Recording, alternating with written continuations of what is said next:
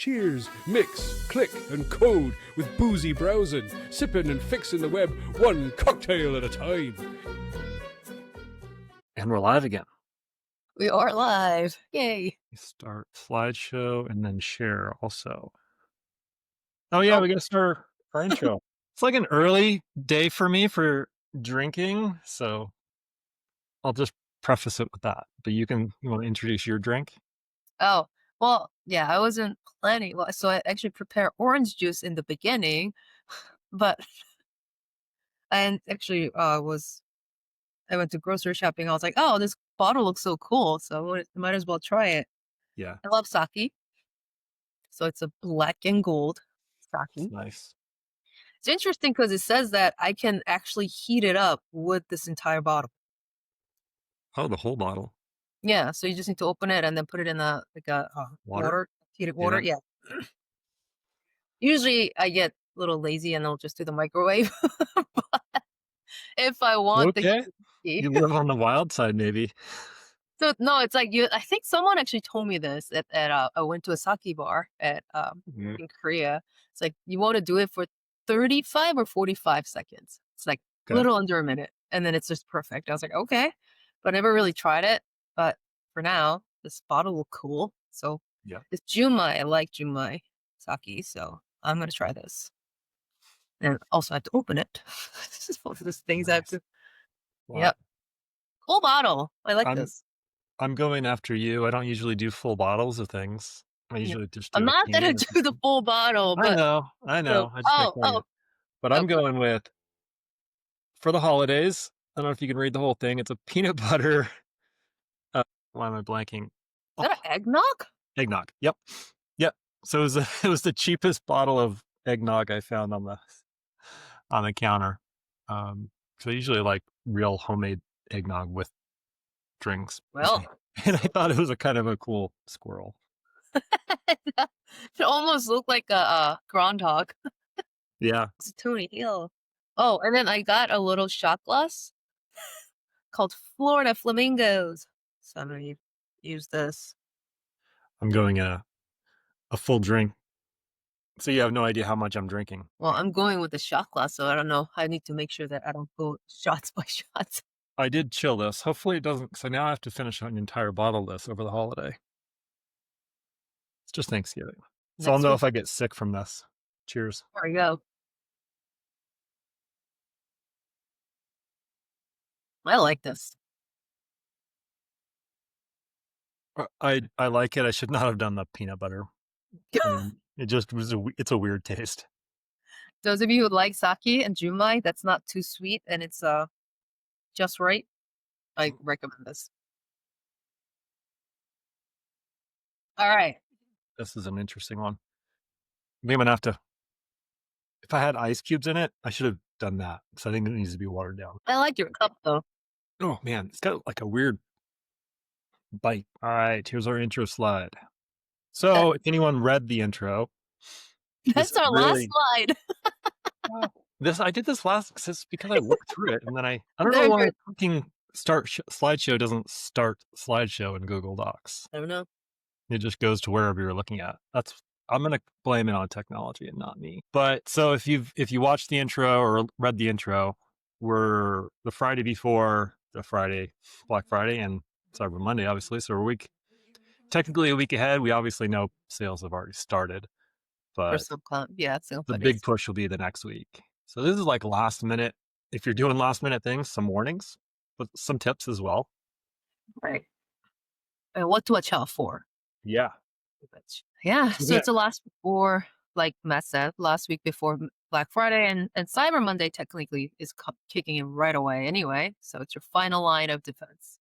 So some stats and some facts that traffic spikes are predictable, failures are not. Yeah. Again, so don't make these last minute changes unless they're really needed, because by data over the years, we know that, or even not even like big events like this, if you're doing changes right before it needs to go live, it's going to cause a failure. Yeah. So if you're like expecting not just like Black Friday like this, or a big launch or big release for some of your press releases, don't do the last minute changes. That's kind of known thing that you want to do. It's like, because even though you feel like you might have it all under control, but sometimes things go sideways with the weird things, and you don't want to waste all this time and energy on that Right. catastrophe.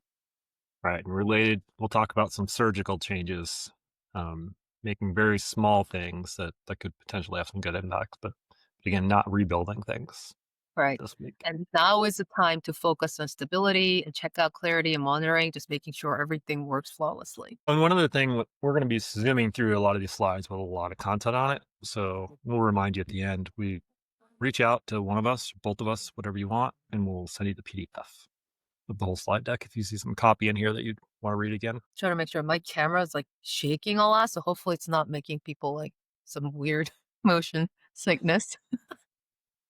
I just won't look because it will make that, especially with some eggnog. So we're going to go through 6 areas today very quickly. This is only a 30-minute slide deck. So going through stability, the checkout process, some things there, some offers, fixes there, the risk for making changes that we talked about, monitoring all the things this week and next week, and then some team readiness tips around communication and things like that.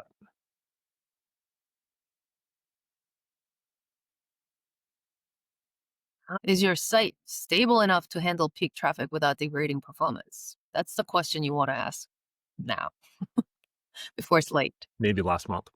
Right. Yeah. So, I mean, if you're not that prepared, but still want to make sure that this question still is yes for you.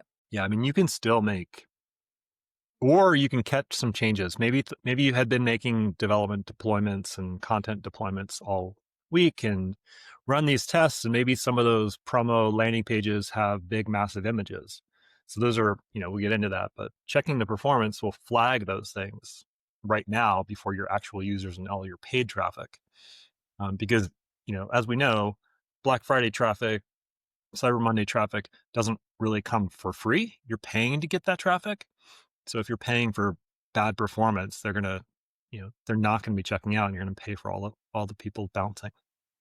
Right. So this might be one of those things that it's the second one, removing defer heavy the scripts and that are not Yeah. essential. This might be a little too late to do it. So if it's working, don't touch it. It's just like, I don't know, what's your recommendation on it? Because it's like, I don't think it's a right time to do that type of tech debt fixes or cleanup. Yeah, it's definitely not the best time, especially unless you're like, if you're in a small team and everyone knows that this and that third party tracking tool was put in last year and we're not using that one this year, that would be the one area. But removing these things is going to do more harm than good, most likely. And then conform caching and CDN, that's something that you want to check that if it's working right, and then it's not Right. cached weirdly in different places. So that's probably the good thing to just check. And this would be an area of not to optimize for like small wins. These are, if there's a major issue here, then you make the change. Like it's turned off, or Right. it's going around your CDN completely. That's the type of fix you would do here, not, oh, I'm going to up the time by 2 hours. Right. Don't do that. Yeah. Freeze all plugins and updates and themes. This is for more like Ecommerce, Shopify apps, or even any plugin base or theme base. You don't want to do the upgrade at this point. Make sure that they're working.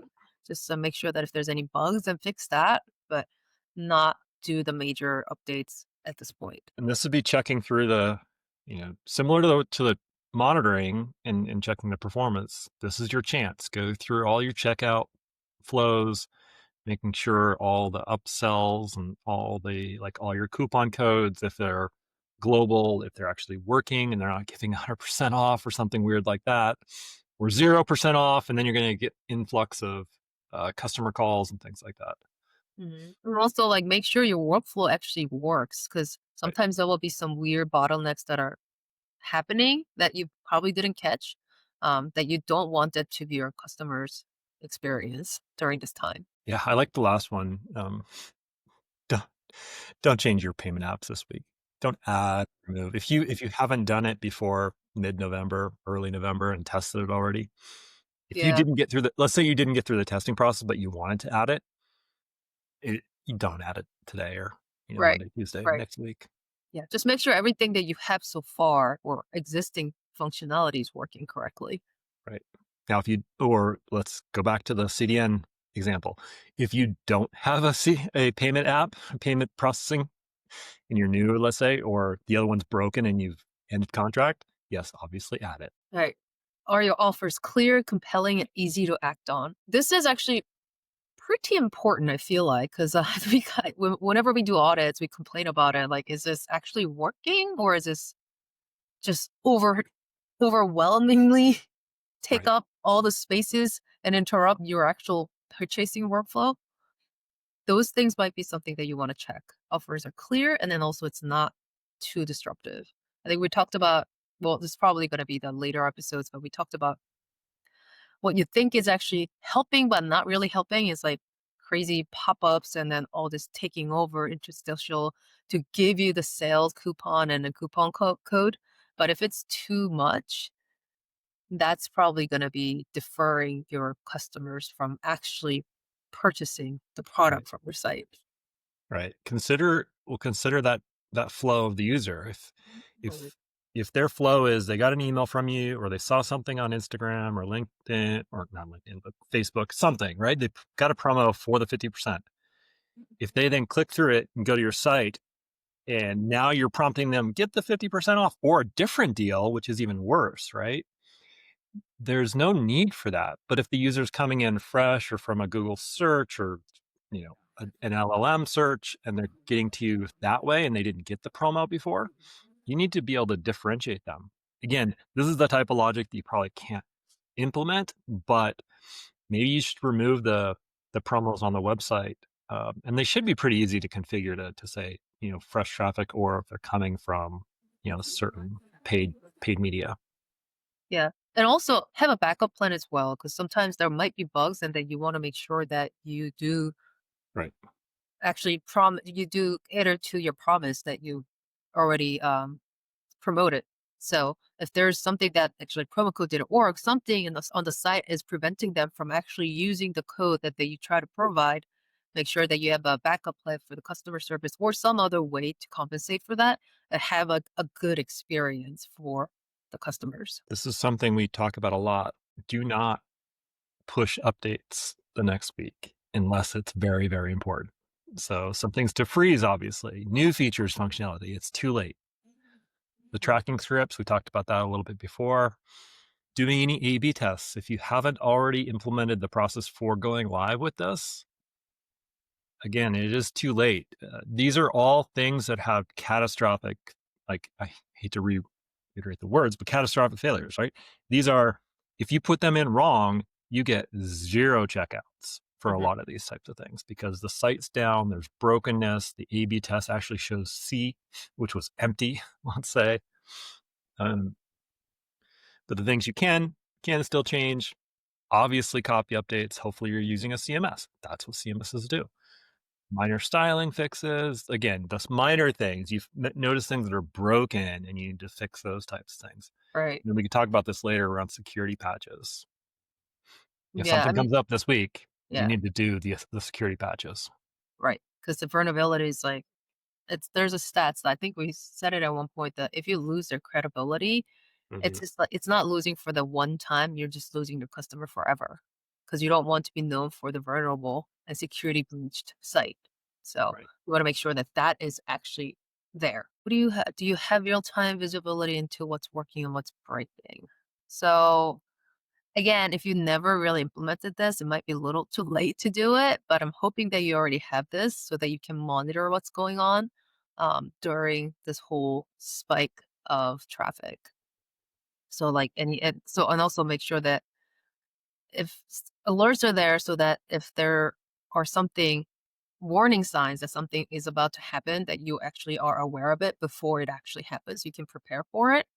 Right. And yeah, if you haven't bookmarked your real-time dashboard that you already have monitoring, like with New Relic or wherever you monitor your numbers, make sure that you bookmark that so it's easy to get to.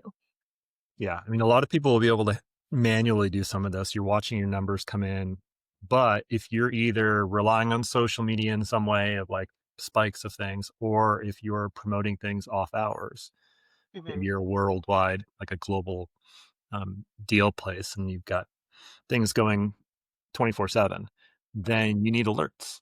Um, and again, if you have enough revenue to monitor alerts or monitor revenue, let's say, or check out errors and things like that, those are things that you can catch immediately and either turn off the campaigns for a bit or fix the problem. Right. Yeah. So, and then, yeah, most importantly, monitor payment gateway logs or errors, or even any checkout process errors. So you can monitor to make sure it's not happening more than small amount of time if it actually happens. Some of this will go into communication as well. Right. So, yeah, so this is actually just right going to communication on make sure you have accountability set up for who's doing what. So who does what when something breaks and how fast can they respond? So you want to make sure you have roles and responsibilities clearly defined so that something happens when some issues happen, it almost feel like it's chaotic, especially during this time. So you want to make sure to know who to get to. So be aware, make sure everyone in your team is aware of who to reach out to if something goes wrong. Yeah, So your son, yeah, go ahead. the first one is pretty standard, I think. You essentially have to have one person that's responsible for it, right? Don't Right, assume someone else is doing it. Actually have a list of people that are supposed to be monitoring, people that are watching, people that are on call, whatever it is. But needs to be a single point of kind of communication layer for everything. right, And maybe you're the product owner and you're supposed to be monitoring everything and alerting everyone. That's what I'm talking about. Don't assume that the developers are actually monitoring the site for some reason because the team doesn't work over the holiday, maybe. right. Yeah, and it's like it might be redundant or it might feel not necessary, but make sure before this whole holiday season sale happens, go over it and see like who's responsible for what exactly. Even Right. though you feel like that's kind of common sense for normal day to day, but it might not be during this time. So clearly defined who is accountable for which part of the site or product or roles or anything like that. I'll skip to the fourth one. I think this is a great thing for AI to do. Rewrite, like pre-write, like ask AI to guess what all the issues are going to be this week. Mm. It's probably going to have a pretty good guess, and Mhm. then document those and edit them and have them ready to go for your team to start responding. Yeah, Again, yeah, if you're moderate to high traffic, you're going to get an influx of customer questions, issues, concerns, whatever it is, but to be able to spit those out quickly. yeah, Maybe you have a chat bot and that'll handle it pretty well too. But if you like to do some personal touch, this will be the way to do it. yeah. And also, a lot of the question might be very similar too. Yeah. If you actually have a real issue, then that's a lot of people will be asking the same question. So if you have a answer already in place, then it's going to be easier for your team to handle all these issues. Yeah. All right. So this is what you can do. Again, we're not going to go read for this word for word. So if you want to hit us up for the PDF and get some of this if you saw or heard something interesting. Right. But this is really a today. And I mean, if you have to do it tomorrow, tomorrow's a Saturday, preferably Monday. But if you haven't done some of these things, maybe it is a tomorrow thing Right. because it needs to get done soon. Right. Yeah. But yeah, it's just like to highlight just the headings of it. I mean, you can read the actual things. Or they can request for it, as Matt said. Just like test checkout on desktop, mobile, and tablet. Because uh, not not just the desktop. Because like a lot of people try to buy stuff on their devices, their mobile devices, or I don't know about too much of a tablet, but sometimes they do. So make sure they all work. Because desktop isn't the only place that people will go buy it. Right. And fix obvious friction points. I think we kind of mentioned that. You want to make sure that your workflow is flawless. You can actually have the customer buy things from your website without any issues. Clean up your hero messages. Yeah, you want to make sure whatever messaging that you want to convey is clear and don't overwhelm people with too many messages. Just make sure you're down to one or two. Because people won't really read if it's going to be a lot. Run speed test, top pages. Yeah. So just want to make sure your site can handle the spike of volume that's going to come up. And tomorrow, validate all payment methods. I mean, if you can do it today, that's even better, but do it. It's like more like these are actually do it now and immediate future. Enable real-time alerts. Like we said before, you want to make sure you can monitor different things, issues or any information that are important to you. Finalize your escalation plan. Make sure you have escalation plan as well as accountability plan for all the roles that's involved in your team. Freeze non-essential changes. As you said, don't roll out a huge changes or features at this point. It's Right. a little too late to push that out. Just wait until after the spike is gone. That gets us to our conclusion. So, we're not expecting to be busy this week. Guess why? Because we've already made plans for everything and everything's going to be smooth. Yeah, that may not happen, but if you need to help, reach out, if you need some extra help, we are available. Not tomorrow. But feel free to reach out if it's super urgent and we're actually you're part of our connection kind of network. We'd be happy to help. But honestly, if you're going to have to wait till Monday for a lot of these things, if you want us to help you. Now, we have Monday, Tuesday, Wednesday. We are open for business, but then it's the holiday and we're going to celebrate with our families. So we have an on-call team, but that's for on-call existing relationships. Right. But happy to respond to LinkedIn messages for the PDFs or just questions in general. If you're like, hey, what's this? So we do have some Q&A that came through. So we have a small team. What are the absolute minimum performance checks we should prioritize in the final 48 hours? So performance checks wise, go through all the monitoring tools that we talked about before. If you have paid one, that's great. If you're using Lighthouse or something like that, that's going to flag. Again, uploaded too big of an image. We've got no CDN. The major things that are causing performance issues. We've talked about needs to render in under 2 seconds. That's a pretty, I guess, low bar. You really should be under 1 second, maybe. But again, if you're trying to get from 1.2 to 0.8, probably not the time to do that.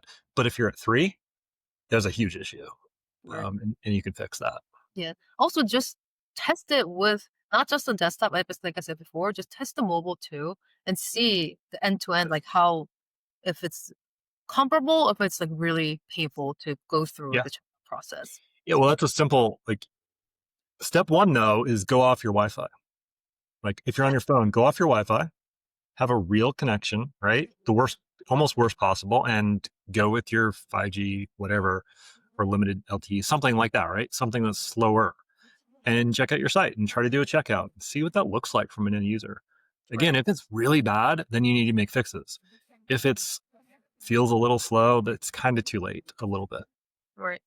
Yeah. Just a little bit of slow. I mean, people still will have patience to buy things, but if it's like it's too bad, then yeah, you want to check something that if like, there might be something breaking, like CDM might not be working, or some caching layer is not working, or something's not working. So you want to check that, and you do have enough time to fix that now because you still have about a week left. Get to the second question. Yeah. At least time for one more. I'll read it. Should we really disable all third-party tracking pixels, even if they're important for a post-holiday retargeting campaigns? Yeah, we kind of alluded to this a little bit. If you missed it, no, don't disable all of them. Maybe disable none of them if you're not like 100% confident. Mm-hmm. Now, if they are tracking tools that you put in place a while back and you made the fixes already, like tracking tools as far as like Hotjar maybe, or like even Hotjar, you might want to have, like if you're doing active monitoring of those things, then you still want to have them in place. But if it's some partnership that you did last year and you're not doing it this year, and you know it, go for it. Just disable it. Those are the little fixes that are assuming they're safe to go ahead and do. Yeah, and then also like if you're not sure, the rule's really simple. If you disable it and something breaks, don't disable it. So just leave it for now. But Introduction. yeah, so it's just like it's blocking your regular workflow of your website, then you want to be cautious of it, just leave it for now and then just address it after. But if it's not disrupting your site, the major workflow, then clean it Yeah. up. All right. So should we get one more question or should we wrap up? Squeeze one more in. We can go a little long if we have to, right? Yeah, I guess. Sorry, here is the third question. Our biggest bottleneck is often payment gateway errors. What's the fastest way to confirm all methods are working without completing dozens of test transactions? This is and maybe you can override me, but this is I'm sorry, this is too late Yeah. question. If you have payment transaction errors and you're and you know that these have been occurring, then you might have a payment gateway issue where you chose a cheap way of doing these transactions. Or you have a system that's been broken for too long. Yeah, you if you know that these have been occurring, then yes, you have to do all the tests and put all the 12, even if it's 100 different iterations. However, this is just for future for you. If you have 20 different iterations of a way of checking out, maybe you created a too complicated checkout flow for your users and you have too many ways of checking out. You only need a few different ways, honestly. Yeah, yeah. I mean, like it's a nice to have all these different options, but normally you don't need that. Like you need the basic things like credit Yeah. card and like I mean even like having PayPal or like Amazon or all these other pays are nice to have. So you need to still have the basic ones so you can get through, so the user can get through it if they want to really buy it. Yeah. Sounds good. All right. All right. Well, a review of my blind squirrel peanut butter holiday nog, Mm-hmm. I would say leave it on the shelf. Yeah, you don't like it. It was not that mixture of peanut butter and eggnog wasn't my thing. Yeah, I'll say that. I'm not a huge eggnog person, so I should know better. well, for mine, I think I recommend this. I like it. Cool. At least mine was a success. And you heat it up in the microwave for 30 minutes, right? 30 seconds. 30 minutes is gonna explode. Advice on here should not be legal nor life-changing advice. There's Yeah. sure everyone knows that. Don't listen to Matt on sake eating. Definitely not on drinking choices. Cool. All right. Well, I hope everyone has a good weekend. And again, we're all working a few days next week, but then out for the 4-day weekend. All right. So happy upcoming holidays. And our next month will be related to year end and holiday. Yeah, more planning. Planning for it. All right, cool. Stay tuned for the next episode on Monday afternoon.